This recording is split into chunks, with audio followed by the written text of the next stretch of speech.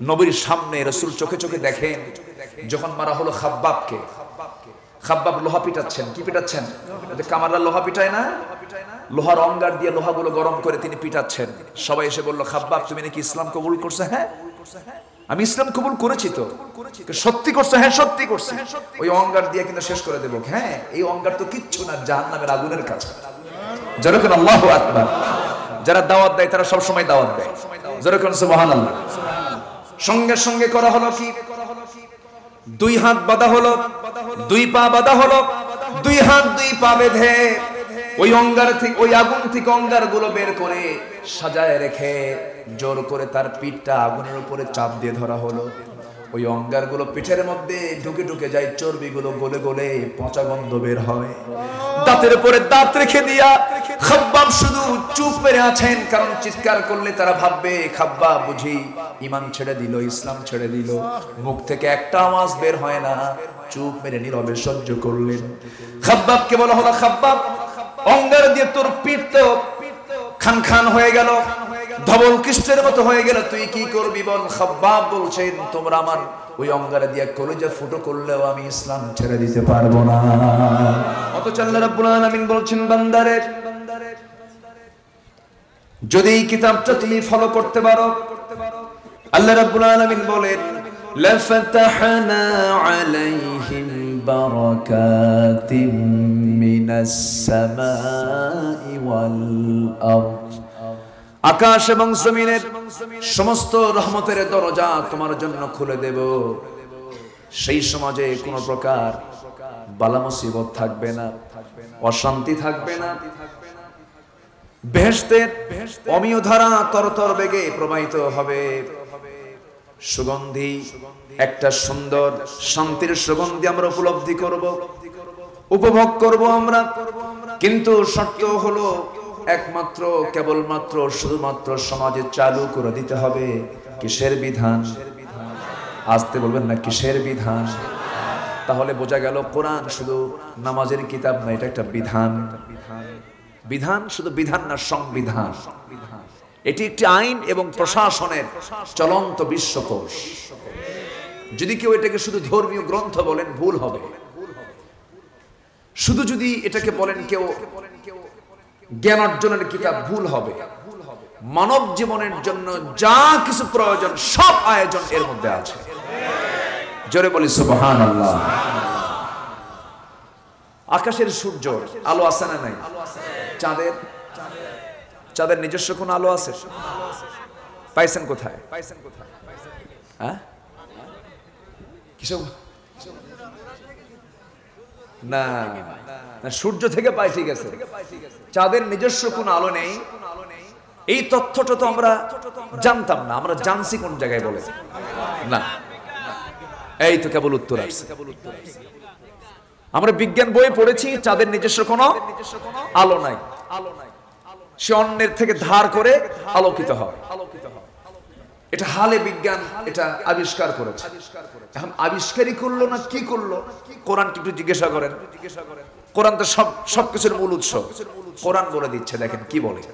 কোরআন কি 100 বছর আগে, 200 বছর আগে, 300 বছর আগে, কত আগে? 1500 বছর আগে। কোরআন কি বলতেছে? তাবারাকাল্লাযী জাআলা ফিস সামাই বুরুজান ওয়া জাআলা ফিহা সিরাজান ওয়া কমারান মুনীরা। অতীব সেই পবিত্রময় সেই মহান সত্তা যিনি আকাশে বহু গ্রহরাজি সৃষ্টি করেছেন, তাতে রেখেছেন আলোকিত সূর্য, প্রদীপ্ত সূর্য, আর রেখে দিয়েছেন আলো বিকিরণকারী চাঁদ। আলো বিকিরণকারী চাঁদ মানে কি? চাঁদের নিজস্ব কোন আলো নাই, অন্যের আলোতে আলোকিত হয়ে এই চাঁদ আলোকিত হয়, আলোকিত করে দেয়। আজ থেকে 1500 বছর আগে চাঁদের নিজস্ব আলো নাই, কোরআন বলে দিল।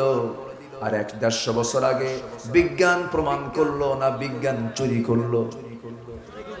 আসতে কোন কেন? দুটো চুরি করছে। একটা হলো বলে নাই, মানে চুরি তো করছি, আবার বলে নাই হলো যে এটা পাইছে কোথায়। তথ্যসূত্র সূরা ফুরকান আয়াত নাম্বার এত, কি ঠিক কিনা? তাহলে তথ্যসূত্র সোর্স যেটা, এটাও চুরি করছে। আবার এই যে গবেষণাটা তারা যে করেছে, এই গবেষণা যে কোরআন দিয়ে করেছে, এটাও চুরি করছে। তাহলে কয়টা চুরি হলো? তাহলে চুরি শুধু না, মহাচুরি, মহাচুরি। আমার ভাইরা এইরকম করে এবার বলতেছে সূর্য চন্দ্র কোনটা ঘোরে কোনটা ঘোরে না, পৃথিবী ঘোরে না সূর্য ঘোরে, সূর্য ঘোরে না পৃথিবী ঘোরে। এইরকম করতে করতে দেখা যায় ওদের মাথায় ঘোরে। আল্লাহ রাব্বুল আলামিন কত সুন্দর করে বিজ্ঞানময় এই কিতাবের ভিতরে সূরা ইয়াসিনে সুন্দর করে বলে দিলেন, লাশ-শামসু ইয়ানবাগি লাহা আন তুদরিকাল কমারা ওয়ালাল লাইলু সাবিকুন নাহার ওয়া কুল্লুন ফি ফালাকিন ইয়াসবাহুন। জোরে বলি আল্লাহু আকবার। সূর্যের ক্ষমতা নাই চন্দ্রকে টপকে যায়, চন্দ্রেরও ক্ষমতা নাই সূর্যকে টপকে যায়। প্রত্যেক সৃষ্টি তার নিজ নিজ কক্ষপথে পরিভ্রমণ করছে, মানে সূর্য ঘোরে, চন্দ্র ঘোরে, পৃথিবীও ঘোরে। জোরে বলি সুবহানাল্লাহ। কার নির্দেশে ঘোরে? ফ্যানটা একটু ওই দিকে দিয়ে দেন, বাতাস এসে আমার কণ্ঠকে বসায় দিচ্ছে, ঘেমে যাচ্ছি, ঠান্ডা লাগে। বাতাস লাগাও সমস্যা, বাতাস না লাগলেও সমস্যা। সম্মানিত ভাইয়ের, আসলে এখন তো একটু গরম পড়েছে, ঠান্ডা গরমের অনেকেই ঠান্ডায় আক্রান্ত হচ্ছে। এখন আমাদের তো মূল বিষয়টা হলো কণ্ঠ। আওয়াজ যদি বন্ধ হয়, এতগুলো মানুষ শোনা থেকে মাহরুম হয়ে যাবে। তো একটু পিছন থেকে আমি একজনকে একটু বলবো যে ছোট্ট একটা হাত পাখা দিয়ে মাঝে মাঝে একটু দিবেন, আবার থামবেন, দিবেন, আবার একটু থামবেন। তাহলে আমি একটু মানে একটু প্রশান্তি অনুভব করব। আমার দিকে তাকান। কষ্ট পাচ্ছেন নাকি আপনারা? আলোচনা চালাই, জোরে বলি ইনশাআল্লাহ। তাহলে এই যে আমরা যত গবেষণাগুলো দেখি, যা কিছু দেখছি, অস্ত্র, এই যে পিস্তল আছে না, পিস্তল, এটার তথ্য কোরআনে মনে হয় বাদ পড়ছে। আসতে কোন কেন বাদ পড়েছে? ক্ষেপণাস্ত্র, মিসাইল, অ্যাটম বম, বিমান। বিমান তো তৈরি হয়েছে সূরা ফিলকে রিসার্চ করে। সুবহানাল্লাহ বলো। বিমানের নামই আছে তয়রান। তয়রান, তয়র মানে হলো বিমান, আবাবিল মানে আবাবিল বিমান। আর বোমা নিক্ষেপ করতে হয় বিমান, বিমান থেকে যে বোমা হামলা হয় এটাও ওই জায়গা থেকে নিয়েছে। হামলা উপর থেকে করতে হয়। তারমিহিম বিহিজারাতিন মিন সিজিল। বোমার নাম কি? সিজিল। বোমাও আছে, বিমানও আছে। আবার হামলা করবে, এটা কি জঙ্গি বিমান? এটা কি বিমান? যুদ্ধ বিমান। এখনো প্যাসেঞ্জার ছিল না, দুটো করে বোমা ছিল। কয়টা করে বোমা ছিল? দুটো করে। কে পাঠিয়েছিলেন? আসতে বলবেন না, কে পাঠিয়েছিলেন? আর আমরা জিকির আজকার করি, বুঝেন নাই? হালকা জিকির, ভারী জিকির, খারা জিকির, উল্টা জিকির আছে না নাই? এই হচ্ছে আমাদের কাম। সম্মানিত ভাইয়েরা, অনেক কথা আছে, আস্তে আস্তে করে আমরা বলবো। জোরে বলি ইনশাআল্লাহ। ব্রিটিশরা এই পেঁচগুলো লাগাই দিয়ে গেছে। ব্রিটিশরা, বুঝলেন? ব্রিটিশরা করছে কি, দুটো ভাগ করছে। হুজুরদের আলাদা ভাগ করে দাও।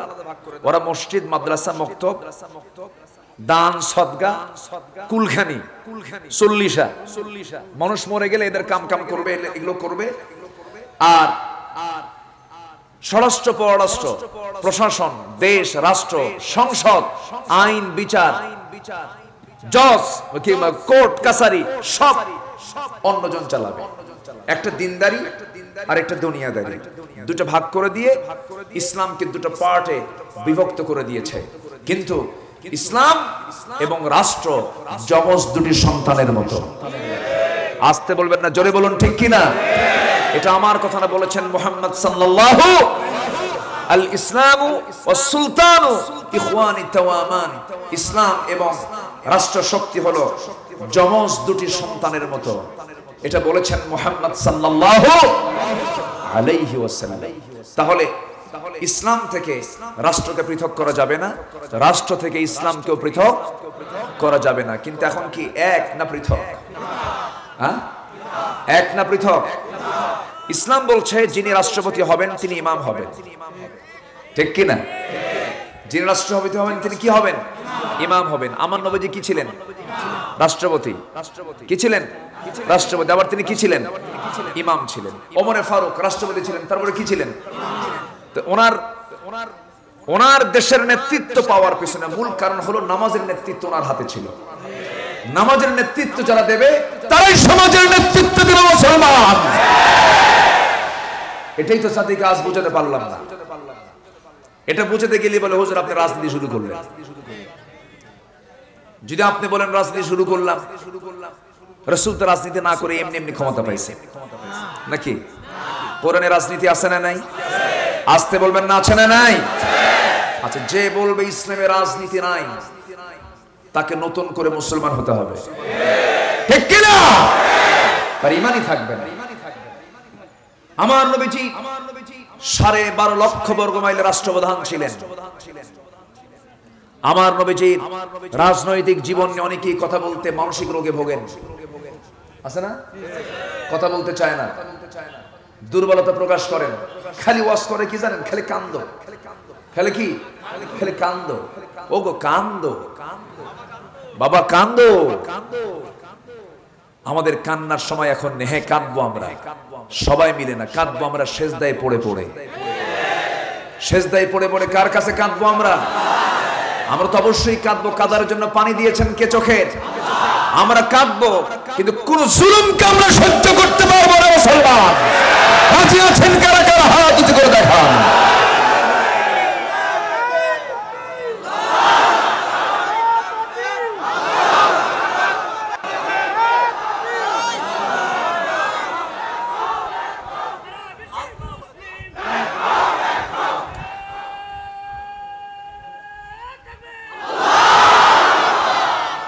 রাসূল বলেছেন তোমরা জালিমকে সাহায্য করো। রাসূল কি বলেছেন? তোমরা জালিমকে। সাহাবীরা বললেন, কথা বলা যাবে না, সাহাবীরা বললেন ইয়া রাসূলুল্লাহ জালিমকে আবার সাহায্য করব কেমনে? রাসূল বলেন ও যেন জুলুম না করতে পারে। কি কথা কি বোঝা গেল? তাহলে ওকে সাহায্য করা হলো না? এটা ওকে সাহায্য করাইতে হলো। ও জুলুম করতে পারবে না মানে ও ভালো নিরাপদ হয়ে গেল, ও নাজাত পাবে। এই জন্য রাসূল বলেন তুমি জালিমকে সাহায্য করো, মানে ও যেন জুলুম না করতে পারে। ও হাত ভাঙতে আসবে, ওর হাত আমরা চেপে ধরবো, ঠিক কিনা? আমরা মুসলমান আজকে ভীরু হয়ে যাচ্ছি। একজন আলোচকের সামনে থেকে মাইক টান দেয়, হাজার হাজার মানুষ চেয়ে থেকে দেখে। আমাদের কথা বলার দরকার আছে না নাই? একজন মাইক টানতে আসবে, গলা চেপে ধরবো তাদের আমরা, ঠিক কিনা? সম্মানিত ভাইয়েরা, কোরআন যে অচল করতে চাবে আমরা তাকে অচল করে দেব। এই ক্ষেত্রে কোনো আপোষ করা যাবে না। তবে ভালো আছে, এই যে আমাদের চেয়ারম্যান মহোদয় বসে আছে। গতকালকে আমার প্রোগ্রামে এমপি মহোদয় ছিলেন। এমপি স্ট্যান্ড বসে তিনি 1.5 ঘন্টা আলোচনা শুনেছেন। কয়েকদিন আগে এই নড়াইলে ছিল, সেখানে এমপি মহোদয় ছিলেন, এসপি মহোদয় ছিলেন। ভালো আছে। দুষ্টু কিছু আছে। দুষ্ট গরুর চাইতে শূন্য গোয়াল ভালো। ওই দুষ্টগুলোকে দমন করা দরকার। শিষ্টের লালন, দুষ্টের দমন করা দরকার। এরকম কিছু দুষ্ট আছে না নাই? আচ্ছা, সম্মানিত ভাইয়েরা, আমি যেখান থেকে তেলাওয়াত করেছি সেই তেলাওয়াতকৃত সূরাটা হলো সূরাতুল বাকারা। বাকারা মানে গাভী, একটা কমন প্রাণী, কমন সূরা। সুবহানাল্লাহ। গাভী কমন না? সবার বাড়িতে বাড়িতে আছে না নাই? সূরার নামও কি? গাভী, বাকারা। ধরছে একখান কমন সূরা, কিন্তু সবচেয়ে বড় কিন্তু এটা। 286টি আয়াত, 286টি আয়াত। এত লম্বা সূরা, আল্লাহ পাক সব প্রসঙ্গে এই সূরার ভিতরে বলে দিয়েছেন। ম্যাক্সিমাম প্রসঙ্গগুলো চলে আসছে। আমি এর মধ্যে চয়েস করেছি একটা আয়াতকে, 218 নম্বর আয়াত। আল্লাহ বলছেন যাদের মধ্যে 3টা কাজ থাকবে, 3টা মূলধন থাকবে। জান্নাতের পুঁজি দরকার আছে না নাই? জান্নাতের পুঁজি হলো 3টা। কয়টা? এই 3টা পুঁজি যার থাকবে আল্লাহ বলছেন আমি তার প্রতি রহমত নাজিল করব, আমি তাকে মাফ করব।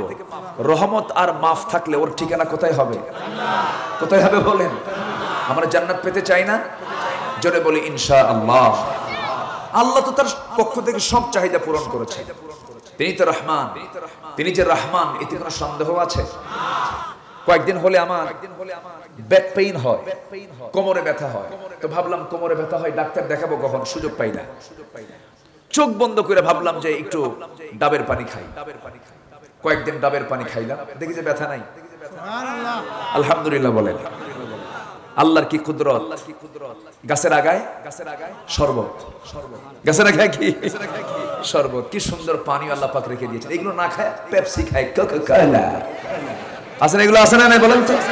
যা দিয়ে পায়খানা সাফ হয়, পেপসি কোকা-কোলা দিয়ে টয়লেট সাফ হয়, দারুণ পরিষ্কার হয়। শিখাই দিলাম আপনাকে। কি কথা কি বোঝা গেল? পচা জিনিস ওগুলো খাবেন না, ওগুলো লিভারকে পচায় ফেলে, ওগুলো লিভারকে নষ্ট করে ফেলে। পেপসি কোকা-কোলা সবগুলো ইহুদি পণ্য, খাওয়ার দরকার নাই, ঠিক কিনা? আমরা খাবো না ওগুলো। এই ডাব আল্লাহ পাক কি দিয়েছেন। আমি মালদ্বীপ গিয়েছিলাম বেশ কয়েক বছর আগে, বছর 10 আগে। মালদ্বীপের এক মন্ত্রীর দাওয়াতে আমি গিয়েছিলাম। দেশটা এত ছোট, অসংখ্য দ্বীপের দেশ মালদ্বীপ। কোনো গাড়ি ঘোড়া নাই, খালি হুন্ডা চলে। ওই দেশের যত নাগরিক, যত জনসংখ্যা, আমার দেশের পীর তার চেয়ে বেশি। কি কথা কি বুঝলেন? মানে ওই দেশের জনসংখ্যার চাইতে আমার দেশের পীরের সংখ্যা বেশি। এত পীর আমার দেশে। মানিকগঞ্জে এক মাহফিলে গেছিলাম, বললো হুজুর আপনি যে গ্রামে আসছেন এই গ্রামে কিন্তু 350 পীর। তো বললাম আপনার আমার দাওয়াত দিচ্ছেন কেন? হুজুর একটা নামাজ পড়ে না। কি কথা কি বুঝতে গেল? এইগুলো কিছু আছে। তো মালদ্বীপে গেছিলাম। মালদ্বীপে যাওয়ার পর আমাকে একটা হোটেলে বসায় নিয়ে সামনে একটা ডাব দিয়ে বলতেছে যে ফ্রেশ ওয়াটার, ন্যাচারাল ওয়াটার। হ্যাঁ, বলতেছে এটা নারিকেলের পানীয়। এই পানি আপনি পৃথিবীর কোথাও এরকম স্বচ্ছ স্বাদু পানি পাবেন না। আমি মনে মনে করি আমার বাড়ির আগেও আছে, পিছেও আছে। আলহামদুলিল্লাহ।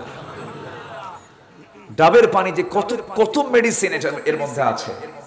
কিডনিকে গোসল করায় যায়, জোরে বলি সুবহানাল্লাহ। কিডনির কি হয়ে যায়? গোসল হয়ে যায়। কিডনি 200 গ্রাম ওজন। কিডনির ওজন কত গ্রাম? 200 গ্রাম ওজন। 200 গ্রাম ওজনের এই কিডনি প্রতিদিন 150 লিটার রক্ত ছাকে। কত লিটার? 150 লিটার। যখন কিডনি অকেজ হয়ে যায় তখন ডাক্তারের কাছে গেলে ডায়ালিসিস করে। ডায়ালিসিস করার জন্য যে মেশিন, সেই মেশিনের ওজন হলো 100 কেজি। তাহলে মানুষ কিডনির বিকল্প মেশিন বানালো কয়শো কেজি, আর আল্লাহ বানালেন কয় গ্রাম? তাও দিয়েছেন কয়টা? দিচ্ছেন? দুটো কি লাগে? একটা লাগে। কয়টা লাগে? একটা রিজার্ভ রেখে দিয়েছেন, এক্সট্রা করে রেখেছেন। কেউ তো সুবহানাল্লাহ বলবেন না? এটা জোরে বলে সুবহানাল্লাহ। আমরা ভুলে যাই আল্লাহকে, আমরা আল্লাহকে ভুলে যাই, মনে থাকে না আমার আল্লাহর কথা। হসপিটালে গেলে টের পাওয়া যায়। কি সুন্দর কিডনি সেট আপ করে দিয়েছেন, যথাস্থানে দিয়েছেন। দেখার জন্য চোখ দিয়েছেন, শোনার জন্য কান দিয়েছেন, চলার জন্য পা দিয়েছেন, হাঁটার জন্য দুটো পা দিয়েছেন, কত সুন্দর করে কাজ করার জন্য দুটো হাত দিয়েছেন। বান্দা নিজে নিজে সম্পূর্ণ করে ফেলে, বান্দার কারো সাহায্য লাগে না। তেমন প্রয়োজনীয় কাজগুলো বান্দা নিজেই করতে পারে। আল্লাহ বলছেন বান্দারি কোনো দিকে যাওয়া যাবে না। গোশতের গায়ে বিসমিল্লাহ লেখা, ওটা দেখার তোমার কি দরকার? গাছের পাতায় লা ইলাহা ইল্লাল্লাহ লেখা, এগুলো লেখা দেখার তোমার কি দরকার? তুমি তোমার নিজের বডির দিকে তাকায় দেখো। আফি আনফুসিকুম আফালা তুবসিরুন। বান্দা তোমার নিজের দিকে তাকায় দেখো, আমি তোমার যে রব, তোমার বডি তার প্রমাণ করে দেবে। আমি যে তোমার রব, কোথাও কোনো গ্যাপ রাখিনি। একটা নারীকে দেখে কি খুশি হয়ে যাও, নারীর চেহারা দেখে বলো তোমার দুটো চোখ যেন হরিণের চোখের মতো কাজল ভরা আঁখি। আমি তো পাগল হয়ে গিয়েছি। কিন্তু তুমি যে নারীকে দেখে পাগলটা হয়ে গেলে, তোমার ভাবা উচিত ছিল ওই নারীকে সুন্দর করে যিনি বানিয়েছেন সে আল্লাহর কত সুন্দর হতে পারে। জোরে বলে সুবহানাল্লাহ। আমরা কি সে আল্লাহর পরিচয় নেব না? সে আল্লাহকে চেনার চেষ্টা করব না? আমার আল্লাহকে আগে ধরতে হবে। আমরা কাকে আগে ধরবো? আল্লাহকে ধরবো। আল্লাহকে আমার আগে ধরতে হবে, আল্লাহকে আগে আমার চিনতে হবে। সবাইকে চেনার দরকার নাই, কারণ আমি মরে গেলে কেউ আর আমাকে চিনবে না। আমার চেনার কি দরকার? আগে আমরা আল্লাহকে চিনবো।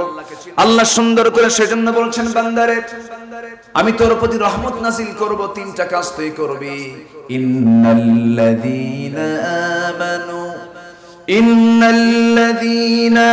আমানু ওয়াল্লাযীনা হাজারু ওয়াজাহাদু ফি সাবিলিল্লাহ উলাইকা ইয়ারজুনা রাহমাতাল্লাহ।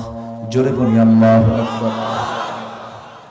ইন্না নিশ্চয় আল্লাযীনা যারা আমানু, যারা ঈমান আনবে, নিঃসন্দেহে যারা এক নাম্বার কাজ ঈমান আনবে কার উপরে?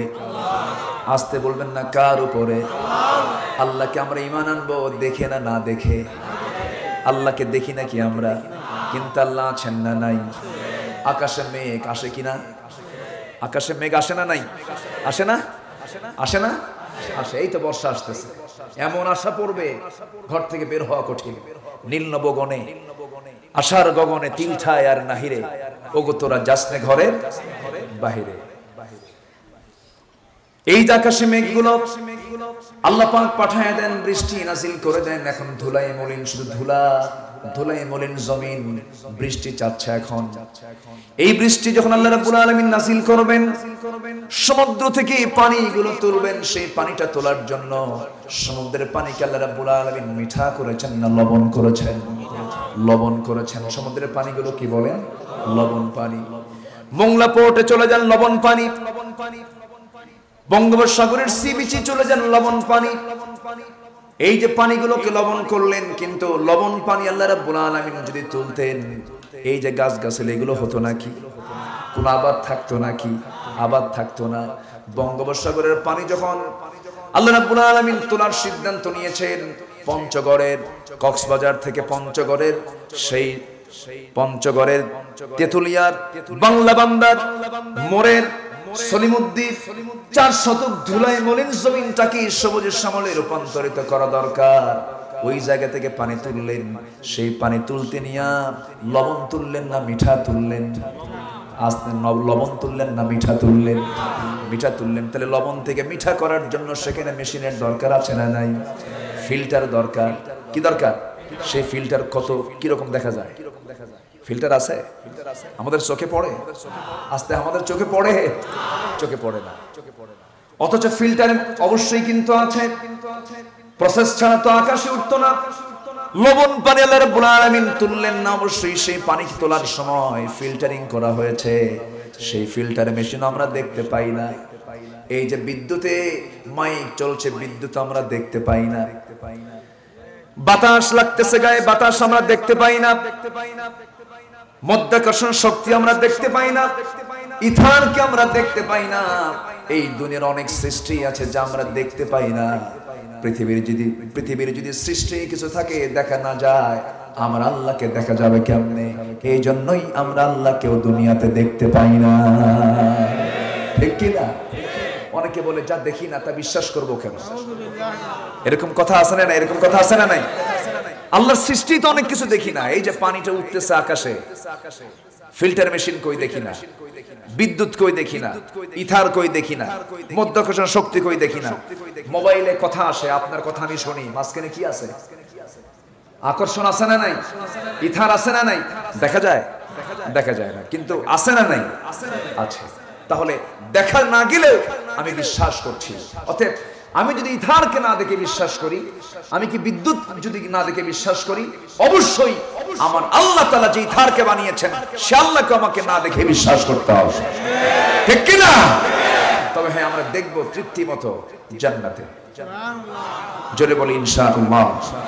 চাঁদনি রাতে চাঁদ কেমন দেখা যায়? সুস্পষ্ট না? হাদিস এসেছে যে জান্নাত পাবে, আল্লাহকে সে জান্নাতে চাঁদের মতো উজ্জ্বল দেখতে পাবে, স্পষ্ট দেখতে পাবে। জোরে বলি সুবহানাল্লাহ। সে আল্লাহর সঙ্গে আমরা আগে মহব্বত তৈরি করব, আল্লাহর সঙ্গে আমরা প্রেম তৈরি করব, আল্লাহকে চেনার জন্য চেষ্টা চালাবো। আমার আল্লাহকে আল্লাহু লা ইলাহা ইল্লা হুয়াল হাইয়ুল কাইয়্যুম লা তা'খুযুহু সিনাতুন ওয়ালা নাওম লাহু মা ফিস সামাওয়াতি ওয়া মা ফিল আরদ من ذا الذي يشفع عنده إلا بإذنه يعلم ما بين أيديهم وما خلفهم ولا يحيطون بشيء من علمه إلا بما شاء وسع كرسيه السماوات والأرض ولا يؤوده حفظهما وهو العلي العظيم جربوا لي الله أكبر এই আয়াতের নাম কি বলেন আয়াতুল কুরসি কোরআনের শ্রেষ্ঠ আয়াত এটা কোরআনের শ্রেষ্ঠ আয়াত এটা এর চাইতে শ্রেষ্ঠ আয়াত আর নাই 9টা বাক্য নিয়ে একটা আয়াত হয়ে গেছে টোটাল আল্লাহ তাআলা তার নিজের পরিচয় সুন্দর করে উপস্থাপন করেছেন আরেকটা ছোট্ট সূরা হলো শ্রেষ্ঠ সূরা কুল হুয়াল্লাহু আহাদ বলেন কুল হুয়াল্লাহু আহাদ আল্লাহুস সামাদ লাম ইয়ালিদ ওয়া লাম ইউলাদ ওয়া লাম ইয়াকুল লাহু কুফুয়ান আহাদ সূরার নামটা কি সূরা ইখলাস যদি কোনো বান্দা পরপর 3টা বার যদি হৃদয় থেকে বুঝে শুনে যদি কোরআন তেলাওয়াত করতে পারে সূরা ইখলাস যদি 3 বারে তেলাওয়াত করতে পারে গোটা কোরআন খতমের সমান আল্লাহ পাক তার আমলনামায় দিয়ে দেন কেন কি জন্য কি কারণে আমার নবীজি একজন ইমাম নিযুক্ত করলেন মসজিদে তিনি নামাজ পড়ান প্রত্যেকটা ওয়াক্তে তিনি সূরা ইখলাস দিয়ে নামাজ পড়ান সমস্ত মুসল্লিরা নবীর কাছে গিয়ে রিপোর্ট করলো ইয়া রাসূলুল্লাহ আপনি এমন ইমাম বানিয়ে দিয়েছেন যে ইমাম সূরা ইখলাস ছাড়া কোনো সূরাই পারে না সূরা ইখলাস ছাড়া কোনো সূরাই পারে না আমার নবীজি শুনলেন বললেন সাহাবীরা তোমাদের ইমামকে আমার সামনে ডেকে আনা হলো রাসূল বলছেন সাহাবীরা এক সূরাই পাইছো আর কি কোনো সূরা নাই নাকি তিনি বলছেন ইয়া রাসূলুল্লাহ নামাজে যখন দাঁড়ায় আমার কাছে ইখলাসের চাইতে শ্রেষ্ঠ সূরার অন্য কোনো সূরা মনে হয় না মুহাব্বতটা কার সাথে আল্লাহর সাথে আমার ভাইরা সবার কোরআন বুঝতে এক রকম হবে না কোরআন তো সবাই এক রকম বুঝবে না আপনি বুঝবেন এক রকম আমি বুঝবো এক রকম সব সাহাবীকে এক রকম বুঝেছেন নাকি একটা আয়াত নাযিল হলো বিদায় হজের দিনে আমার নবীজি সর্বশেষ ভাষণ দিচ্ছেন সর্বশেষ তিনি জীবনে একবার হজ করেছেন হজ্জাতুল বিদা সেই বিদায় হজের ভাষণের দিনে বিদায় হজের দিন আয়াত নাযিল হলো যখন ওই আয়াতটা সাহাবা কেরামকে এত খুশি করে ফেললো সাহাবীরা আনন্দে আত্মহারা হয়ে পড়েছেন সেই আয়াতটা হলো আল ইয়াউমা আকমালতু লাকুম দীনাকুম ওয়া আতমামতু আলাইকুম নি'মাতি ওয়া রাদিতু লাকুমুল ইসলাম দীনা জোরে বলি আল্লাহু আকবার কোন সমস্যা আচ্ছা ও আচ্ছা আমার দিকে তাকান আপনি আমার দিকে না তাকালে তো আমি কথা বলতে পারবো আছে ভাইরা আছে সমস্যা নাই সবাই তো আমরাই তো দুই চোখ সবারই ঠিক আছে না মানুষ আছে যেখানে একটু গ্যাঞ্জাম ট্যাঞ্জাম হতেই পারে একটু ভুল বোঝাবুঝি হবে ঠিক হয়ে যাবে জোরে বলি ইনশাআল্লাহ আমার দিকে তাকান এই থামেন কথা বলা যাবে না সময় মতো আমি সবকিছু করবো ইনশাআল্লাহ কষ্ট পাচ্ছেন আপনারা এনারা সবাই কিন্তু কমিটির মেহমান ঠিক আছে না সব মেহমানকে মেহমানের জায়গায় রাখতে হবে ঠিক আছে না আপনারা সবাই মেহমান না মেহমানকে সম্মান করা ওয়াজিব মেহমানকে সম্মান করা কি ওয়াজিব হ্যাঁ আমার দিকে তাকান কি ক্লিয়ার হয়ে গেছে ওইদিকে হ্যাঁ ক্লিয়ার বাস এই ছেলে পেলে সব ঢুকে পড়ো ভিতরের দিকে দেখেন না ইয়াং ছেলে পেলে আলহামদুলিল্লাহ হ্যাঁ বসো সবাই আমার দিকে তাকান কষ্ট পাচ্ছেন আপনারা আমার নবীজি কিসের দিন বলেন তো বিদায় হজের দিনে আরাফার ময়দানে আমার নবীজির কাছে যখন আয়াতটা নাযিল হয়ে গেল, যে আয়াতটা নাযিল হলো তার অর্থ হলো আজকের এই দিনে ইসলামকে পরিপূর্ণ করে দিলাম দিন হিসাবে, এবং তোমাদের যাবতীয় কার্যক্রমকে আমি আল্লাহ সন্তুষ্ট চিত্তে গ্রহণ করে নিলাম। খুশির সংবাদ না দুঃখের সংবাদ? লক্ষ সাহাবী সবাই হাসে, আনন্দিত। সমস্ত সাহাবীর আনন্দে আত্মহারা হয়ে পড়ছেন, কিন্তু আমার নবীর নিত্য দিনের সাথী, সকাল বেলার সাথী, দুপুর বেলার সাথী, হিজরতের সাথী, দুর্দিনে সুদিনে সব দিনের সাথী সাইয়েদনা আবু বকর সিদ্দিক রাদিয়াল্লাহু তাআলা ওই হাসির মধ্যে নাই, ওই আনন্দের মধ্যে নাই। তিনি একটা পাহাড়ের কোনায় গিয়ে দুহাত তুলে আসমানের দিকে তাকায়া চোখের পানিতে গাল দাড়ি ভিজে যাচ্ছে, আল্লাহর কাছে দোয়া করছেন। সবাই মিলে বলছে, আবু বকর আল্লাহ খুশি হয়েছেন, তুমি কাঁদো কেন? আজকে তো আনন্দের দিন। এবার তিনি বলছেন, শোনো, আনন্দের দিন বটে, কিন্তু রাসূল তার দুনিয়াতে বেঁচে থাকবেন না। আমার ভাইয়েরা, সব সাহাবী হাসে। আবু বকর সিদ্দিক রাদিয়াল্লাহু আনহু কাঁদেন। কেন কাঁদেন? তিনি তো তাফসীর বুঝতে পেরেছেন। কোন বিল্ডিং এর কাজ যখন শুরু হয়ে যায়, যখন ভিতের কাজ শুরু হয়, তখন ইঞ্জিনিয়ার তখন আসতে শুরু করে, নিয়মিত আসা যাওয়া করে। কিন্তু বিল্ডিং যেদিন কাজ শেষ হয়ে যায়, রং দেওয়া যখন শেষ হয়, ইঞ্জিনিয়ারকে আর খুঁজে পাওয়া যাবে নাকি? আমার নবীজি 23 বছর ধরে দাওয়াতি কার্যক্রম চালালেন, দাওয়াতের কাজগুলো করলেন। আজকের দিনটা পরিপূর্ণ হয়ে গেছে, সবাই খুশিতে বাগবাগ হচ্ছে। আর আবু বকর সিদ্দিক বলছেন, দিন তো পরিপূর্ণ হয়ে গেল, কিন্তু আমার নবীজি আর বাঁচবেন না, নবীজি আমার মারা যাবে। আমার নবীজি আবু বকরকে ধরে সান্ত্বনা দিয়ে বলছেন, আবু বকর কেঁদো না, কেঁদো না, আমার আগের নবীও চলে গেছে, আমিও চলে গেছি। সেই নবীর প্রতি মহব্বত কি পরিমাণ ছিল সেই সাহাবী আবু বকরের! জোরে কান সুবহানাল্লাহ। ইমানের মধ্যে নবীও আছে না নাই? আসতে বলবেন না, আছে না নাই? ইমানের মধ্যে আমার নবীজিও আছেন। আল্লাহকে শুধু মানলে হবে না।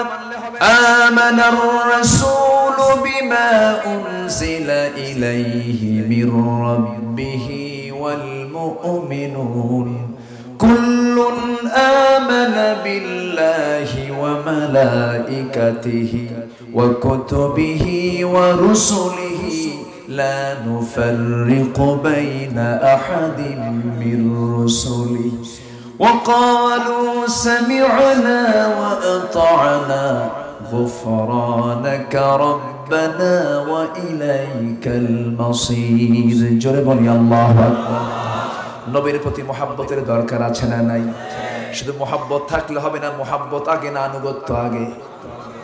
আনুগত্যটা আগে। মহব্বত আবু তালেবও করেছে। আবু তালেব কি দেখেন নাই জীবনে? নবীজি নবজাতক, মার পেট থেকে সদ্য জন্ম নেওয়া শিশু মুহাম্মদ সাল্লাল্লাহু আলাইহি ওয়াসাল্লাম।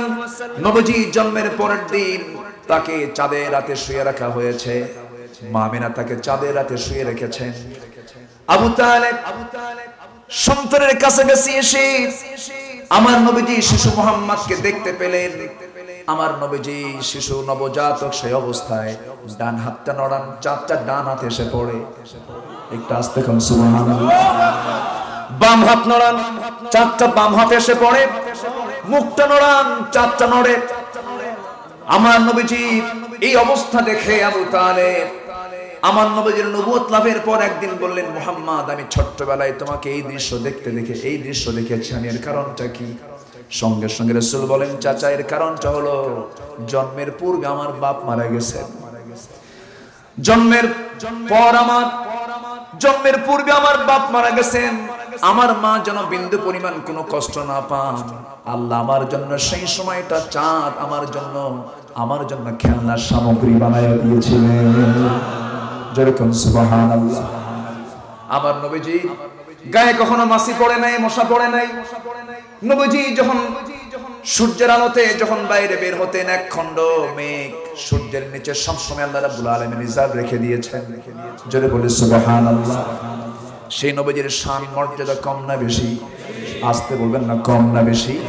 সে নবীর প্রতি ঈমান আনার দরকার আছে না নাই? সে নবীকেও মানতে হবে। এই যে আজকে সম্মেলন হচ্ছে, এইরকম দুইটা সম্মেলন হয়ে গেছে। একটা সম্মেলন হলো আলাস্তু বিরাব্বিকুম, আমি কি তোমাদের রব নই? ওই রূহের জগতের সমস্ত রূহগুলোকে সামনে রেখে আল্লাহ রাব্বুল আলামিন প্রশ্ন করেছিলেন, আলাস্তু বিরাব্বিকুম, আমি কি তোমাদের রব নই? ক্বালু বালা, তুমি আমাদের রব। একটা সম্মেলন হয়ে গেছে, সুবহানাল্লাহ বলেন। সেকেন্ড সম্মেলন হলো আমার নবীজির শান নিয়ে আলোচনা করেছেন আল্লাহ তাআলা। আমার নবীজি সমস্ত পয়গম্বরকে যে কালিমা দিয়েছেন, সেই কালিমার মধ্যে পয়গম্বরদের নাম নাই। সেই সমস্ত কালিমার ভিতরে রাসূল শব্দটা নাই। আপনি দেখেন, আদম সফিউল্লাহ, ইব্রাহিম খলিলুল্লাহ, মুসা কালিমুল্লাহ, ঈসা রূহুল্লাহ, মুহাম্মাদুর রাসূলুল্লাহ। কোন নবীর নামে কালিমায় কি রাসূল আছে? রাসূল আছে। আর আমার নবীর কালিমার মধ্যে কি আছে? রাসূল আছে। সেই রাসূল আমরা পেয়েছি। রাসূলকে খুঁজি আমরা, আল্লাহকে খুঁজি আমরা। কোন নেতা ধরি যে নেতা নামাজ না পড়ে? ঠিক কি না? রাসূলকে আমরা তালাশ করি। আমরা পথভ্রষ্ট হয়ে পড়েছি, আমরা পথ ভুলে গেছি, পথহারা পথিকের মতো। জাস্ট একটা নতুন নগরে, একটি নতুন শহরে যদি কেউ নতুন ঢোকে, তখন তার কাছে মনে হয় সব রাস্তা অসমান না সমান? সব রাস্তায় সমান মনে হয়। এটাই বুঝে আমার রাস্তা, এটাই বুঝে আমার রাস্তা। কেন জানেন? এর মূল কারণ হলো আমি চিনি না। আমাকে চিনতে হবে, পথহারা পথিকের মতো চললে হবে না। আমার পথ হলো ইহদিনাস সিরাতাল মুস্তাকিম। কষ্ট পাচ্ছেন আপনারা? আমার আলোচনার ধরনটা একটু ভিন্ন। তো আমি বেহুদা আশেপাশে অনর্থক আমার কথা আমার মুখ থেকে আসে না। আমি এই তবিয়তের না। আল্লাহ পাক আমাকে এইভাবে হয়তোবা, মানে আমি বলতে চাই না, আমার আব্বা আম্মা এরকম কোনো নসিহত দেননি আমাকে কখনো। আলোচনার ভিতরে অনেকে অপ্রাসঙ্গিক বহু এবড়া থেবড়া কথা বলে, আছে না নাই? এই যে কয়েকদিন আগে কি যেন শুনলাম, আল্লাহর ধন, কি আল্লাহর ধন রাসূলকে দিয়া, আল্লাহ গেছে গায়েব হয়ে। অথচ আল্লাহ বলছেন ওহুয়া মাআকুম আইনামা কুনতুম। ঠিক আছে না? ওহুয়া মাআকুম, তোমার সঙ্গে তিনি আছেন, তুমি যেখানেই থাকো না কেন। আর বলতেছে কি? আল্লাহর ধন রাসূলকে দিয়া, রাসূল গেছে গায়েব হয়ে। জোরে কোন নাউযুবিল্লাহ। এই সমস্ত বেয়াদবিগুলো আছে না নাই? আসতে বলবেন না, আছে না নাই? কোরআন সামনে আছে, হাদিস সামনে আছে। আমরা স্পষ্ট করে কোরআন শিখবো, হাদিস শিখবো, কোরআন শুনবো, হাদিস শুনবো। আমরা সব অস্পষ্ট নাই, স্পষ্ট, একদম সম্পূর্ণ আমার কাছে পরিষ্কার। আমরা কোরআনটা নিয়মিত পড়বো। জোরে বলি ইনশাআল্লাহ, আর জোরে বলি ইনশাআল্লাহ। আমার ভাইয়েরা, আমার বন্ধুগণ, এক নম্বর পুঁজি হলো আমরা ঈমান আনবো আল্লাহর উপরে। ঈমান আনতে নিয়ে সেই জায়গায় কোনো ভেজাল করা যাবে না। ঈমানের ক্যান্সার আছে না নাই? আমাদের শরীরে ক্যান্সার হয় না? মানব শরীরে ক্যান্সার আছে না নাই? 3 A B C D, এই চারটা যার ধরবে তার উপায় নেই। A তে এইডস, B তে বি ভাইরাস, C তে ক্যান্সার, D তে বলেন কি? এটা তো কমন, তাই না? আচ্ছা, তো এই চারটা যাকে ধরেছে এটা থেকেই যাবে। তবে ক্যান্সারের অ্যানসার পৃথিবীতে না থাকলেও অ্যানসার আছে কার কাছে? আসতে বলবেন না, কার কাছে? আল্লাহ যত রোগ দিয়েছেন, রোগের ঔষধ আছে না নাই? এই পৃথিবীতে আছে না নাই? এই পৃথিবীতে ওষুধগুলো আছে। এর মধ্যে শ্রেষ্ঠ ঔষধ হলো আপনাদের খুলনায় তৈরি হয়, খুলনায় উৎপাদন হয়। সুন্দরবন যা আছে, কি বলেন? আসতে কন কেন? মধু, মধুর কারিগর কে? মধু বানায় কে? আল্লাহ তো বানায়।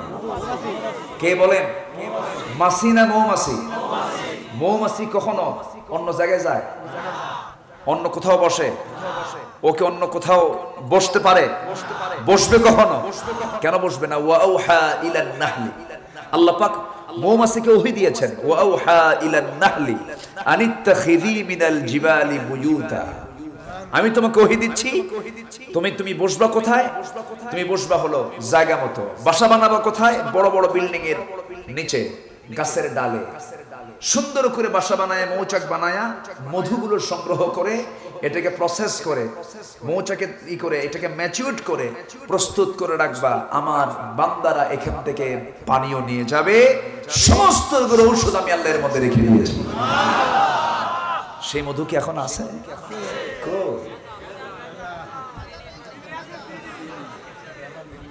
কি কথা কি বোঝা গেল? আচ্ছা, তাহলে কত আগে আল্লাহ পাক এগুলো সব ডাক্তার বানায় দিচ্ছেন। আল্লাহ পাক যদি মৌমাছিকে দায়িত্ব না দিয়ে যদি কোনো মানুষকে দায়িত্ব দিতেন, তাহলে কি এই মধু থাকতো? এই মধু থাকতো? মানুষ চালই বানায়, চাউল বানায়, চাউল, ডিম বানায়, ডিম প্লাস্টিকের ডিম, প্লাস্টিক ডিম, প্লাস্টিক চাল বানায়। আল্লাহ কি সুন্দর মধু প্রস্তুত করে রেখে দিয়েছেন।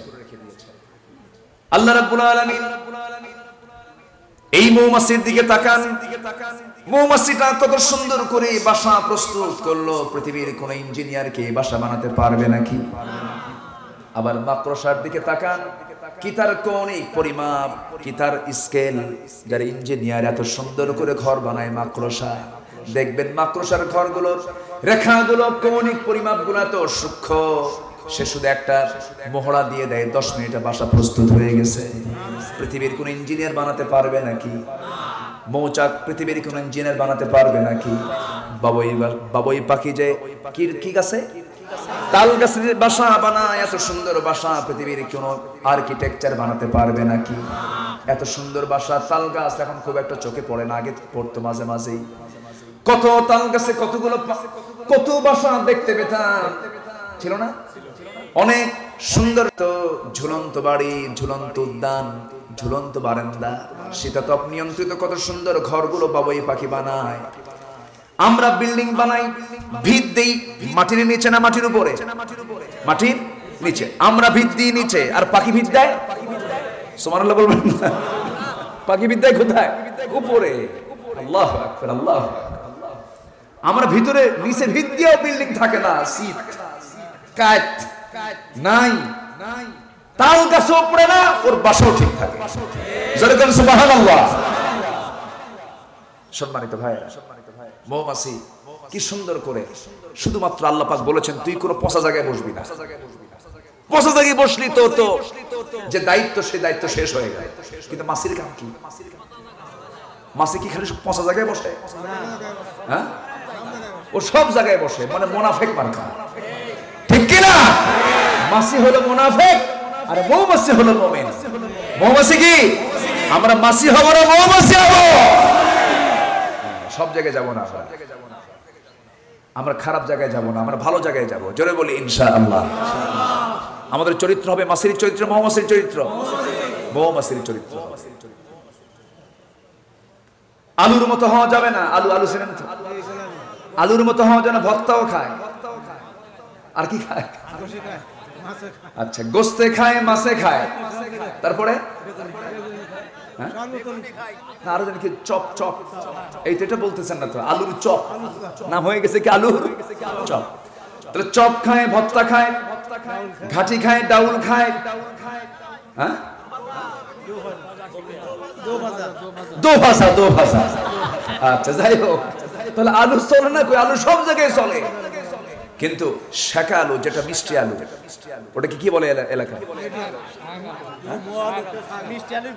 মিষ্টি আলু। আচ্ছা, শাক আলু, মিষ্টি আলু কোথাও চলবে? কোথাও যাবে? আমরা কোন আলু হব? বলেন। মিষ্টি আলু। মাছি হব না মৌমাছি হব? মৌমাছি। মনে থাকবে কথাগুলো? সবার কি কথাগুলো মনে থাকবে? মুমিন এক জবানে কথা বলে, মুমিনের জবান হবে একটা, জীবন যাবে, জবান উল্টাবে না। কিন্তু আজ আমরা কোন সমাজে বসবাস করছি? ইসবিহু মুমিনান ওয়া ইউমসি কাফিরান, সকালে মুমিন, বিকেলে কাফের। এই তো আজকে আমাদের চরিত্র। আজকে আমরা সকালে মুমিন আছি, বিকেল বেলা আমাদের ঈমান নাই। নামাজ পড়ে মিথ্যা সাক্ষী দাও, আছে না নাই? তোমার মিথ্যা সাক্ষীর কারণে আলেমরা আজকে নির্যাতনের শিকার হয়ে অন্ধকার প্রকোষ্ঠের মধ্যে দিনরাত করছে। তোমার নামাজ, তোমার হজ, তোমার যাকাত কবুল হবে না, হবে না, ঠিক কি না? মিথ্যা দিয়ে কোনোদিন জান্নাত জুটবে? মিথ্যা দিয়ে যখন জান্নাত জুটবে, আমরা কি সবাই জান্নাত পেতে চাই? জান্নাত পেতে চাই। ইমানদার কি মিথ্যা কথা বলে? ইমানদার বলবে সত্য কথা। ইমানদার মিথ্যার ধার ধারবে না, মিথ্যার কাছে যাবে না, কারণ মিথ্যা সমস্ত পাপকে টেনে আনে। এক সাহাবী রাসূলকে বললেন, ইয়া রাসূলুল্লাহি আপনি আমাকে একটা আমল শিখিয়ে দিবেন। কয়টা? একটা আমল শিখিয়ে দিবেন। রাসূল বললেন, সাহাবী আমি তোমাকে একটা আমলই শিখাবো, সেটা হলো তুমি আজকে থেকে জীবনের একটা মিথ্যা কথাও বলবা না। সাহাবী খুব খুশি হয়ে গেলেন, কিন্তু তার মধ্যে তিনটা বদঅভ্যাস ছিল: চুরি করা, জেনা করা, কি কথা কি বুঝতেছেন, আর মদ খাওয়া। এই তিনটা তো আজকে আমার দেশে নাই। এই তিনটা আছে? চুরি করা, জেনা করা, মদ খাওয়া আছে? চুরি তো এমন চুরি, জুতা চুরি। আমার দেশ ছাড়া আমি অনেক দেশে গেছি, আমি কোথাও আমি শুনি নাই যে জুতা চুরি হয়। এটা আমি অন্য কোথাও পাইনি। একবার তায়েফে গিয়েছিলাম, তায়েফে বাদ মাগরিব আমার আলোচনা, তো শুনলাম যে একজনের জুতা চুরি হয়েছে। তো মনে মনে ভাবলাম এই দেশেও জুতা চোর আছে? অসম্ভব ব্যাপার। কিছুক্ষণ পর জুতা চোর ধরা পড়ছে, মেড ইন বাংলাদেশ। কি কথা কি বোঝা গেল? এই হচ্ছে অবস্থা। জুতা যেটা পায়ের নিচে থাকে সেটাও চুরি হয় আমাদের। আমরা কোথায় যাব বলেন? এই 7ই মার্চে ভাষণ দিয়েছিলেন বঙ্গবন্ধু শেখ মুজিবুর রহমান। তার ভাষণগুলো আমাকে হৃদয়ে দোলা দেয়। আমি তাকে যিনি ভালো, যার ভূমিকা ভালো, তাকে কখনো কালো বলা যাবে না। এদেশের স্বাধীনতা নিয়ে যদি 3 লাইন কলম লেখেন, আপনি 3 লাইন যদি একটু লেখেন, এর মধ্যে তার নামটা আসতে হবে, ঠিক কিনা? তার নাম দিতে হবে। তার বাইরের জীবন যতটুকু, জেলখানার জীবন তার চেয়ে বেশি। অনেক স্যাক্রিফাইস তিনি করেছেন। তার ভাষণ ছিল, এদেশের মানুষকে মুক্ত করে ছাড়বো। বলেন, মুক্ত করে ছাড়বো ইনশাআল্লাহ। তাহলে ইমানি চেতনা আছে না নাই? ইসলাম আছে না নাই? ইমানের চেতনা আছে না নাই? ইন্নাল্লাযীনা আমানু, এদেশের মানুষকে মুক্ত করে ছাড়বো ইনশাআল্লাহ। কিন্তু সে আল্লাহ শব্দ নিয়ে এখন এত ষড়যন্ত্র কেন? ঠিক কিনা? আল্লাহ নাম, রাসূল নাম নিয়ে ঘাপটি মারা কিছু নাস্তিক দেশের ভাবমূর্তি নষ্ট করে দিচ্ছে, আছে না নাই? বঙ্গবন্ধুর একটা বক্তব্য আমি প্রায় শুনি, দেশ স্বাধীন করে মানুষ পায় তেলের খনি, গ্যাসের খনি, স্বর্ণের খনি, আর আমি পাইলাম চোরের খনি। আমার ডানে চোর, বামে চোর, সামনে চোর, পিছনে চোর, সব চাটার দল চারটা চুটটা খাইয়া ফেলাইয়া দেয়। রাগের ঠেলা এই সমস্ত কথাগুলো তিনি বলেছিলেন। সেই চোর এখনো আছে না নাই? আছে না নাই? উনি নাই, কিন্তু চোররা ঠিকই আছে। সব বন্ধ হয়ে যাবে, মিথ্যা ছেড়ে দেব আমরা। কি ছেড়ে দেব? মিথ্যা। আমার দেশে মিথ্যা আছে না নাই? আচ্ছা, মিথ্যা তাজা ধরফরা মিথ্যা কথা কেমনে যে বলে আমার বুঝে আসে না। মনে হচ্ছে একদম তাজা মিথ্যা কথা বলতেছে, কিন্তু এমন সুন্দর করে কয় মনে হয় ফেরেশতা জিবরাইল। আছে না নাই? এগুলো করা যাবে না। আমার ভাইয়েরা, আমার নবীজি এই কথা যখন বলে দিলেন, সাহাবী কখনো মিথ্যা কথা বলবে না। সাহাবী শুনে খুব খুশিতে বাগবাগ হয়ে বাড়িতে চলে গেলেন। পরের দিন সকালবেলা চলে আসলেন। আমার নবীজি বলেন, সাহাবী গত রাত্রে তুমি কোন মহিলার ঘরে ঢুকেছিলে? সাহাবী বলছে, ইয়া রাসূলুল্লাহ, আল্লাহর কসম করে বলে আজকে থেকে আর জিনার কাজে লিপ্ত হব না। পরের দিন আবার সকালে গেছে, নবীজি বললেন, আজকে তুমি কোন ঘরে কি করেছো? হুজুর জীবন আর চুরি করব না হুজুর, চুরি করা বাদ দিয়ে দিলাম। আমার নবীজি বললেন, তো পরের দিন আবার গেছে। রাসূল বললেন, তোমার হাতে গত রাতে কি কিসের বোতল নিয়েছিলা? হুজুর আল্লাহর কসম করে বলে আজকে থেকে মদের বোতল ছেড়ে দিলাম। জোরে কোন সুবহানাল্লাহ। মিথ্যা ছাড়লে সব সারা হয়ে যায়। মিথ্যা ছাড়লে সব সারা হয়ে যায়। আমাদের মিথ্যা আছে না নাই? আচ্ছা, মিথ্যার ঈমান কি এক জায়গায় থাকতে পারে? মিথ্যার ঈমান কি এক জায়গায় থাকতে পারে?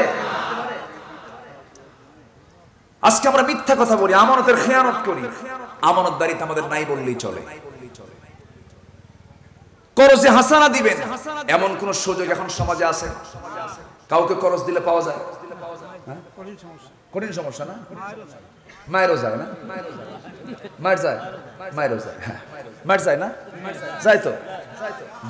যদি কারোর সঙ্গে সম্পর্ক নষ্ট করতে চান তো টাকা দিবেন। কি কথা কি বোঝা গেল? অবস্থা হয়ে গেছে এরকম। অথচ সম্পর্ক ভালো হওয়ার কথা না খারাপ হওয়ার কথা? ভালো হওয়ার কথা। যে আমি টাকাটা দিলাম, তার খরচ হলো, আমার দানের চেয়ে সব বেশি হলো। দান করলে 1 গুণ, খরচ দিলে 18 গুণ। সুবহানাল্লাহ বলবেন না? দান করলে 1 গুণ, খরচ দিলে 18 গুণ। দিলেন করজ সওয়াবের জন্য, তার উপকার হোক, আমি উপকৃত হই। কিন্তু করজ দিয়া যে দিল তার বিপদ বেশি না যে নিল তার বিপদ বেশি? যে দিছে তার বিপদটা বেশি। দেয় না টাকা, একদিন দুদিন তিন দিন চাই, ভাই সত্যি কি তুমি আমারে দিবা না? সত্যি করে কও তো, তুমি কি কিছুই বোঝো না? কি কথা কি বুঝতে? আচ্ছা, রাগের ঠেলায় শেষ পর্যন্ত যে পাওনাদার, যে পাবে, সে বলে যা, আল্লাহকে সাক্ষী রেখে বলে দিলাম হাসরের দিন তোর টাকা তুলবো। এখন এই কথা শুনে কয় লম্বা ডেট পাইলাম। কি কথা কি বুঝতেছ না? তাহলে এখন কোন ঈমান কি শুধু নামাজে? ঈমান কি শুধু নামাজে? ঈমান কিন্তু সমাজেও থাকতে হবে, ঠিক কি না? আমার নবী যে মাঝে মাঝে এরকম করে ওয়াজ করতেন। একদিন সাহাবে কেরামকে সামনে রেখে বলেন, সাহাবীরা, আমার আগের একটা ঘটনা তোমাদেরকে শোনাই। বনি ইসরাইল যুগে একটা বিশাল লম্বা ঘটনা আছে, সাহাবীরা তোমাদেরকে শোনাই। সাহাবীরা বলেন, ইয়া রাসূলুল্লাহ, শোনাই। আপনি তো শোনাবেন আমাদেরকে। আমার নবী যে সুন্দর করে বললেন, তিনটা যুবক তারা একটা পাহাড়ি এলাকা দিয়ে কোন একটা সফরে যাচ্ছিল। হঠাৎ করে পাহাড়ি ঢল আসলো, ঝড় ঝাপটা, বালুর ঝড় এবং বৃষ্টি দুটো মিক্সড করে যখন ঝড়টা আসলো, তখন এই তিন যুবক কোথায় আশ্রয় নেবে? সামনে একটা পাহাড় পেল, গুহা পেল, গুহার মধ্যে গিয়ে তারা আশ্রয় নিল। চট করে উপর থেকে এক পাহাড়ি ঢলে বিশাল আকারের একটা পাথর এসে ওই গুহার মুখটা বন্ধ হয়ে গেল। উপায় নাই, মৃত্যু ছাড়া। তিনজনের চেহারা শুকায় গেছে, উপায় নাই, কি করবে? আমরা তো আটকে পড়ে গেলাম, মরে যাবো আমরা।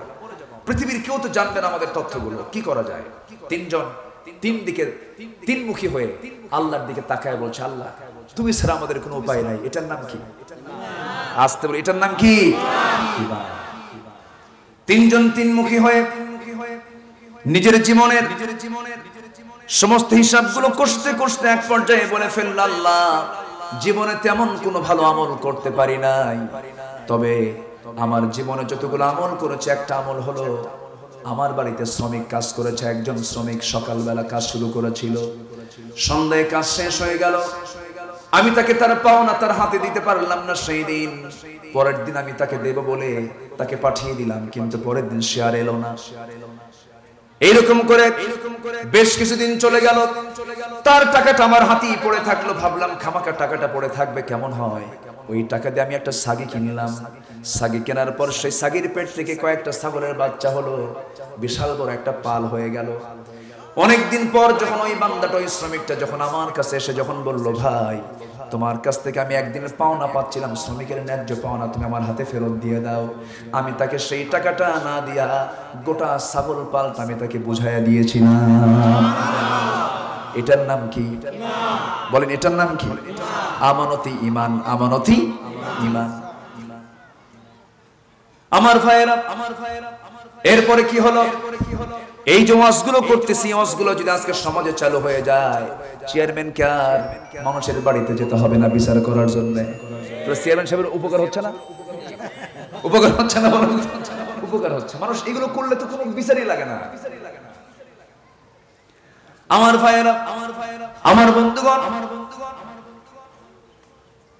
ওই যুবক আল্লাহর কাছে যখন এই দোয়াটা করেছে, এই দোয়া করার পর দেখা গেল রাসূল বললেন, শোনো সাহাবীরা, যে ওই গুহার মুখে যে পাথরটা চাপা দিয়েছিল, 3 ভাগের 1 ভাগ সরে গেল।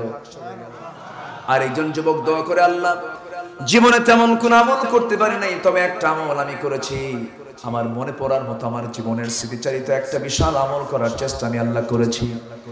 গভীর রাত্রে আমি বাসায় ফিরলাম। বাসায় ফেরার সঙ্গে সঙ্গে আমার স্ত্রী দরজা খুলে দিয়া আমার সামনে কাপড় চোপড় গুলো দিল। আমি কাপড় চোপড় পাল্টা নিয়ে বসলাম। আমার সামনে 1 গ্লাস দুধ আমাকে দিয়ে বলল, তুমি এটা পান করো। আমার মেয়েটাও এই দুধ পান করার জন্য সেও কান্নাকাটি করলো, আমি তাকেও দিলাম না, নিজেও পান করলাম না। স্ত্রীকে বললাম, মা ওর অবস্থাটা কি? মা কোন ঘরে আছে? কই ঘরে আছে? মার দরজায় গিয়ে দেখি, দরজা খুলে দেখি মা ঘুমের ভিতরে আছে। মাকে ডাক দিলাম না। আমি আমার মার শিয়রে দাঁড়ায় থাকলাম। মা যখন ঘুম থেকে উঠলেন, ঘুম থেকে ওঠার সঙ্গে সঙ্গে মা আমাকে বলছেন, বাবা তুই এই জায়গায় দাঁড়া আছিস কেন? কখন আসছিস? মা আমি সেই সময় থেকে দাঁড়িয়ে আছি যে সময় তুমি ঘুমিয়ে পড়েছো, আর হাতে গ্লাস নিয়ে দাঁড়িয়ে আছি। মা আমি তোমাকে দুধ খাওয়ানোর জন্য দাঁড়ায় আছি।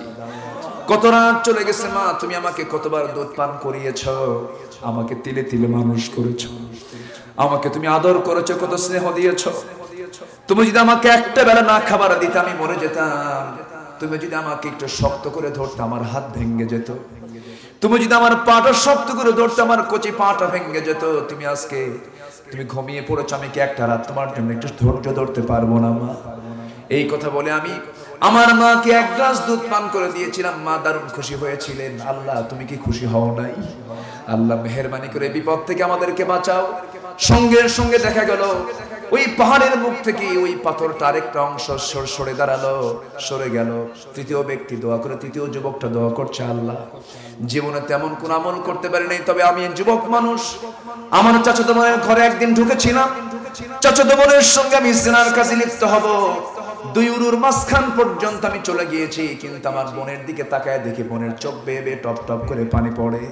আমি আমার বোনের চোখের পানি দেখে বললাম, বোন রে তোর চোখ দিয়ে পানি কেন পড়ে, তুই কান্দিস কেন? এটা তো আনন্দের মুহূর্ত। সেই সময় আমার বোনটা বলেছিল, ভাই রে তুমি আমার সঙ্গে জেনা করতে এসেছো, অবৈধ সম্পর্ক। আমরা যদিও দুজন ঘরে, কিন্তু বড় সাক্ষী তো আমার আল্লাহ আছে।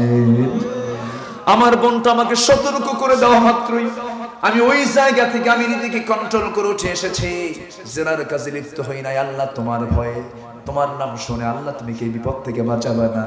সঙ্গে সঙ্গে ওই পাহাড়ের মুখ থেকে টোটাল পাথরটা সরে গেল।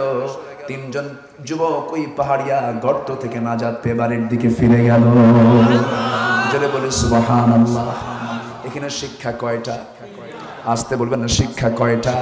তিন শিক্ষার মধ্যে ঈমান আছে না নাই? আছে। কষ্ট পাচ্ছেন নাকি আপনারা? এই তিনটা কাজের মধ্যে শিক্ষা আছে, এই তিনটা শিক্ষার মধ্যে ঈমান আছে। এক নাম্বার হলো আমানতের কখনো খেয়ানত করা যাবে না। মেয়ের সম্পত্তি ছেলেকে দেওয়া যাবে না, ছেলের সম্পত্তি মেয়েকে দেওয়া যাবে না। এরপর আরো কিছু আছে, দেখবেন ভাই বোনের সম্পত্তি মেরে খায় আছে না নাই বলেন? টেকনিক কইরা করে কি, রাস্তার ধারের জমিগুলো নিজের নামে রেখে দিয়া বন্ধের এমন জায়গায় জমিগুলো রাখে যে জমি কেউ কোনোদিন কিনবেও না। এগুলো মনে হয় মনিরামপুরে নাই, এগুলো আছে।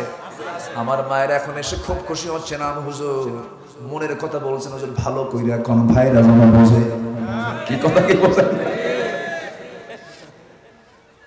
আমার দেশের অধিকাংশ মা বোনরা ধোঁকা খায়।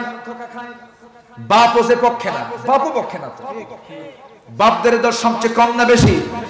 বাপদের দোষ কম না বেশি? আমাদের দোষ আছে তো, খালি বেটার দিকে টানি আমরা। এই দোষ আছে না নাই? আচ্ছা, আর রাসূল টেনেছেন বেটার দিকে না বিটির দিকে? বলেন বলেন। বিটির প্রশংসা করেছেন না, উনি উত্তর দিয়েছেন সঠিক, সমান সমান, ঠিক আছে সমান। আপনাদের একটা মাসলা শিখায় দেই। সে মাসলাটা হলো, বাবা মা মারা গেলে পরে ছেলে যদি 2 বিঘা পায়, মেয়ে কয় বিঘা পাবে? 1 বিঘা।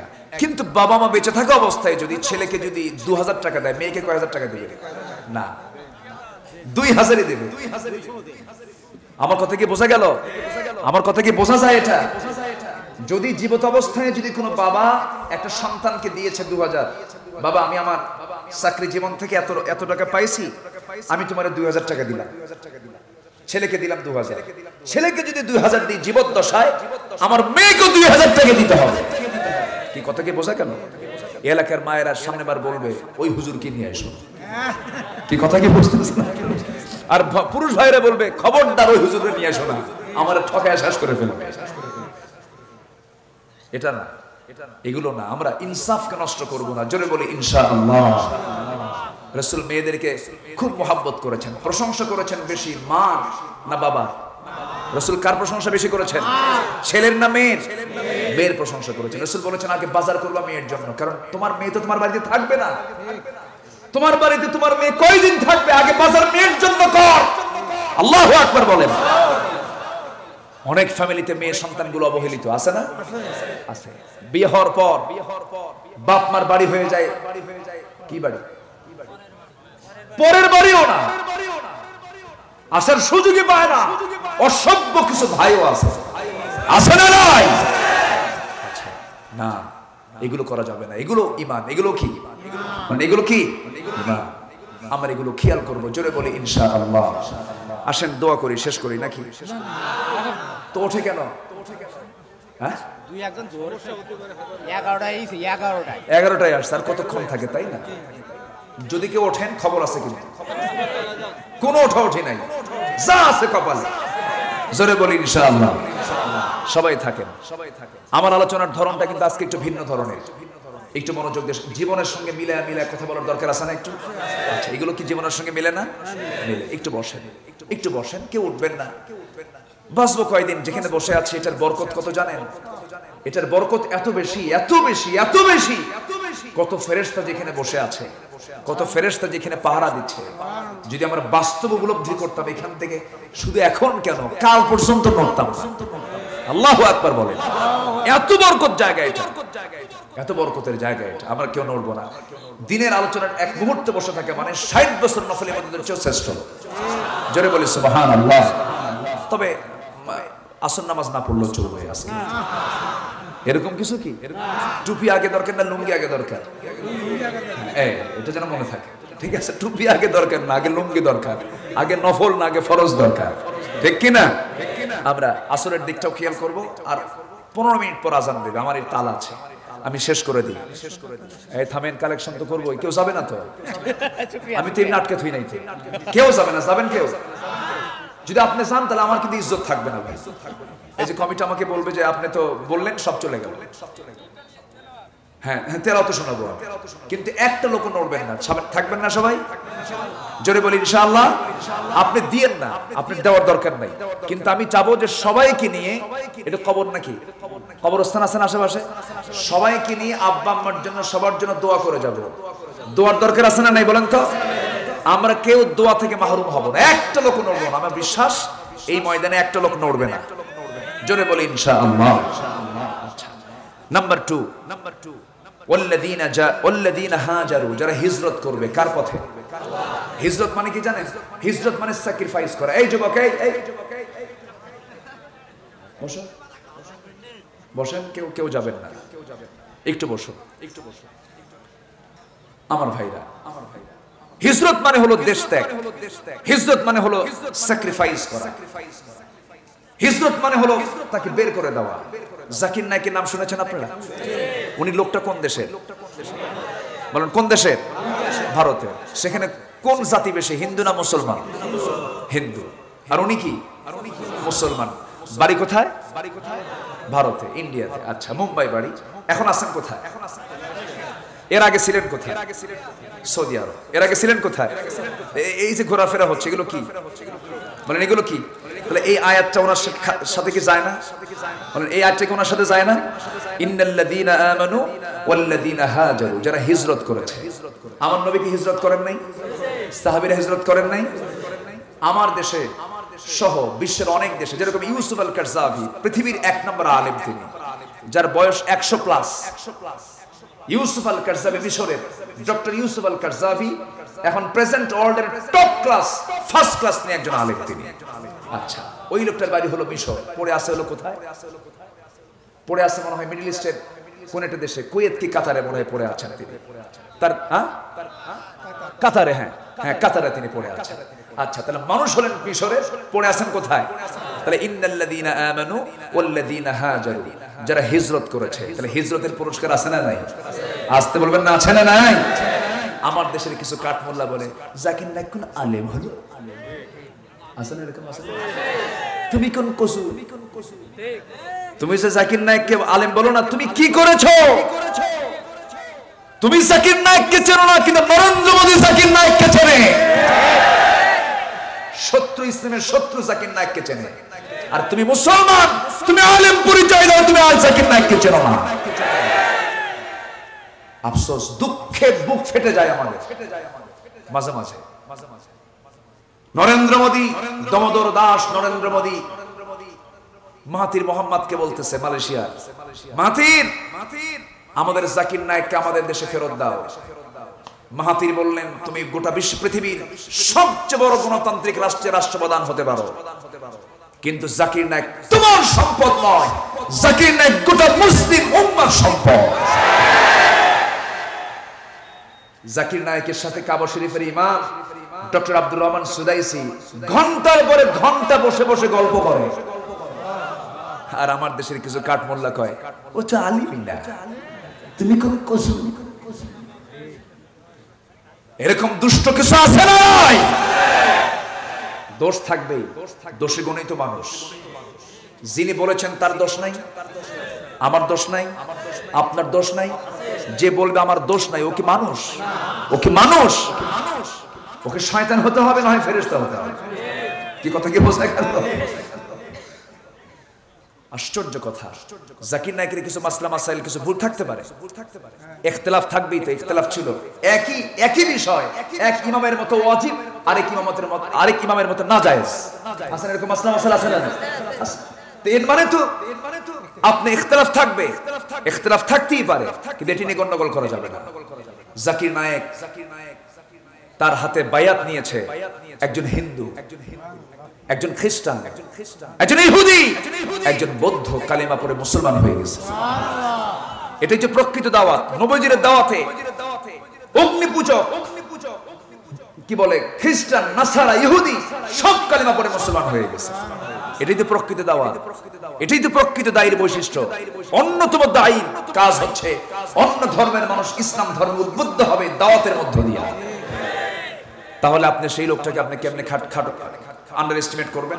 করা যাবে না। ওয়াল্লাযীনা হাজারু, যারা হিজরত করবে, তাহলে হিজরত আমাদের জীবনেও আসতে পারে কিনা বলেন? আসেও কিনা বলেন? নিজের বিছানায় না থাকতে পারে কি বলেন? বলেন বলেন বলেন। নিজের বিছানায় যদি না ঘুম পাড়তে পারেন, তাহলে কি এটা কষ্ট না? 6 মাস ঘুম নাই নিজের বিছানায়, 1 বছর নাই, 2 বছর নাই, 3 বছর। আমি আমার জীবনের কথা কই না ভাই, এগুলো কিচ্ছু না। আমরা কি কষ্ট করছি, আমরা কি এমন কষ্ট করেছি? 2, 4, 5, 6, 7 বছর নয় জেল টেল হলো, কি এমন কষ্ট? রাসূল বললেন, সাহাবীরা তোমরা বলো মাথা নাসরুল্লাহ। আগের যুগের নবী, আগের পয়গম্বরদের মাথার চামড়া টেনে পা পর্যন্ত নিয়ে আসা হয়েছে, মুরগি রানের মতো 2 টুকরা করে শহীদ করে দেওয়া হয়েছে। তবুও তারা বলেছেন আমাদের রব, আমাদের আইনদাতা আল্লাহ। তারা আল্লাহকে ছাড়েন না। কি কষ্ট, কি যন্ত্রণা দিয়েছে সাহাবে কেরামকে। নবীর সামনে রাসূল চোখে চোখে দেখেন যখন মারা হলো খাব্বাবকে। খাব্বাব লোহা পিটাচ্ছেন। কি পিটাচ্ছেন? কামাররা লোহা পিটায় না, লোহার অঙ্গার দিয়ে লোহাগুলো গরম করে তিনি পিটাচ্ছেন। সবাই এসে বলল, খাব্বাব তুমি নাকি ইসলাম কবুল করছো? হ্যাঁ আমি ইসলাম কবুল করেছি। তো সত্যি করছো? হ্যাঁ সত্যি করছি। ওই অঙ্গার দিয়ে কিন্তু শেষ করে দেবো। হ্যাঁ এই অঙ্গার তো কিচ্ছু না, জাহান্নামের আগুনের কাছে। যেরকম আল্লাহু আকবার। যারা দাওয়াত দেয় তারা সব সময় দাওয়াত দেয়। যেরকম সুবহানাল্লাহ। সঙ্গে সঙ্গে করা হলো কি? 2 হাত বাঁধা হলো, 2 পা বাঁধা হলো, 2 হাত 2 পা বেঁধে ওই অঙ্গার থেকে, ওই আগুন থেকে অঙ্গার গুলো বের করে সাজায় রেখে জোর করে তার পিঠটা আগুনের উপরে চাপ দিয়ে ধরা হলো। ওই অঙ্গার গুলো পিঠের মধ্যে ঢুকে ঢুকে যায়, চর্বি গুলো গলে গলে পচা গন্ধ বের হয়। দাঁতের উপরে দাঁত রেখে দিয়া খাব্বাব শুধু চুপ মেরে আছেন, কারণ চিৎকার করলে তারা ভাববে খাব্বাব বুঝি ঈমান ছেড়ে দিল, ইসলাম ছেড়ে দিল। মুখ থেকে একটা আওয়াজ বের হয় না, চুপ মেরে নীরবে সহ্য করলেন। খাব্বাবকে বলা হলো, খাব্বাব অঙ্গার দিয়ে তোর পিঠ তো খান খান হয়ে গেল, ধবল কৃষ্ণের মতো হয়ে গেল, তুই কি করবি বল? খাব্বাব বলছেন, তোমরা আমার ওই অঙ্গারে দিয়ে কলিজা ফুটো করলেও আমি ইসলাম ছেড়ে দিতে পারবো না। জোরে বলি সুবহানাল্লাহ। আমার ভাইয়েরা এত কষ্ট করেছেন। আমার নবীজি মক্কা থেকে মদিনায় হিজরত করলেন। একজন সাহাবী আমার নবীজির হিজরতের কথা শুনে বললেন, তার বউকে ডাক দিয়ে বলছেন, উম্মে সালমা শোনো, উম্মে সালমা শোনো, আমার রাসূল তো নাই, মক্কায় নাই, মদিনায় চলে গেছে, আমরা দুজন মিলে চলে যাই, চলো। দুজন মিলে, স্বামী স্ত্রী মিলে দুজন মিলে রওনা দিয়েছেন। ছোট্ট একটা বাচ্চা 4 বছর বয়স, তাকে নিয়ে রওনা দিয়েছেন। রাস্তার মধ্যে আবু সালমান ভাইরা জোরপূর্বক তার ছেলেকে ধরে নিয়ে চলে গেল।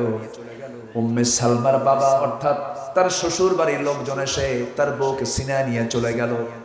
আবু সালমা বলতেছে, তোমরা আমার কাছ থেকে আমার সন্তান নিয়ে গেলে, আমার বউটা নিয়ে গেলে, দুনিয়ার সবকিছু নিয়ে যাও, কিন্তু আমি আমার দিলের মধ্যে আল্লাহর নামটা আমি অঙ্কন করে রেখেছি। আমি আমার রাসূলকে ছাড়বো না, আমি আমার আল্লাহকে ছাড়বো না। আমি একাই রওনা দিয়ে দিলাম।